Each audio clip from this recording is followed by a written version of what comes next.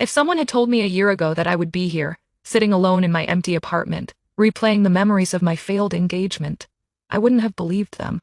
I was in love with Maximilian. Or so I thought. We were about to get married, and I had given him my heart, my trust, and my savings. I still remember the day we met in our small immigrant community in Miami. He was charming, handsome, and seemed to genuinely care about me. As we started dating, I was swept off my feet by his romantic gestures and sweet words. He took control of our finances, and I did not think twice about it. I was young and in love, and I trusted him completely. But, looking back, I can see the red flags I ignored. Like the time he accused me of cheating out of nowhere. We were at a restaurant, and I was laughing with a friend, and he just snapped, saying I was flirting with the guy. I brushed it off, thinking he was just stressed. And then there was the way he stopped being interested in intimacy with me. I thought maybe he was just tired or preoccupied with work.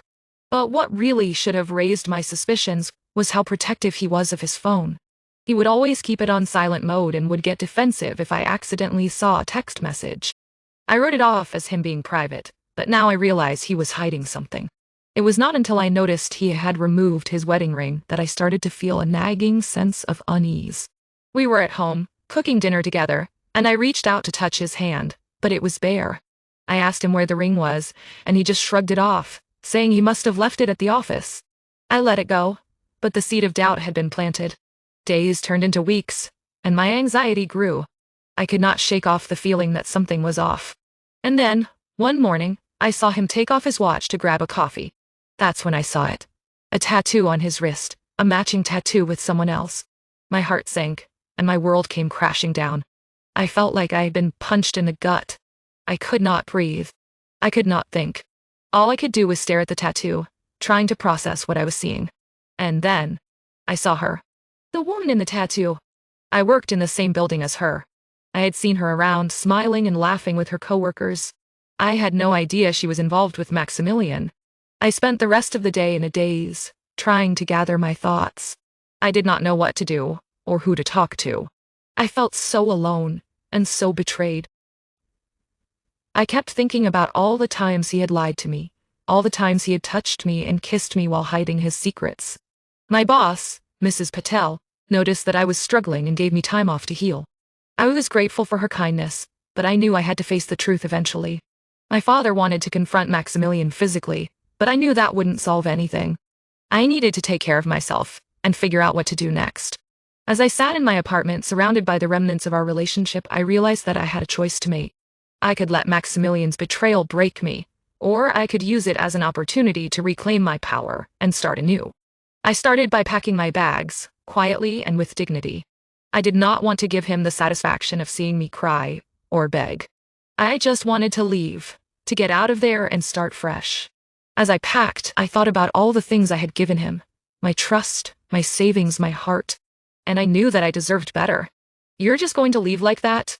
Maximilian asked, walking into the room as I was packing. His voice was laced with a mix of anger and desperation. "I'm leaving because I deserve better," I said, my voice calm and firm.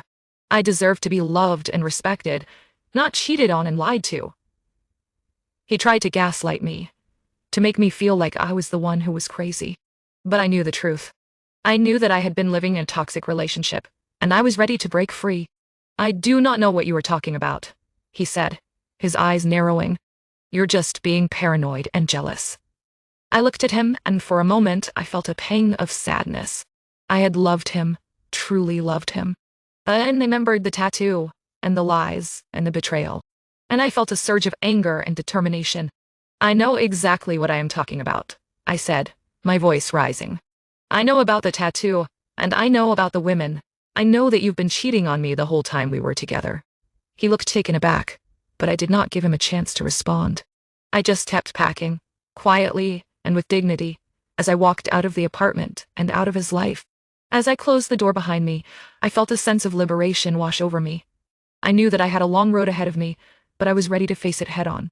I was ready to heal, to grow, and to start anew. And I knew that I would emerge from this experience stronger, wiser, and more resilient than ever before.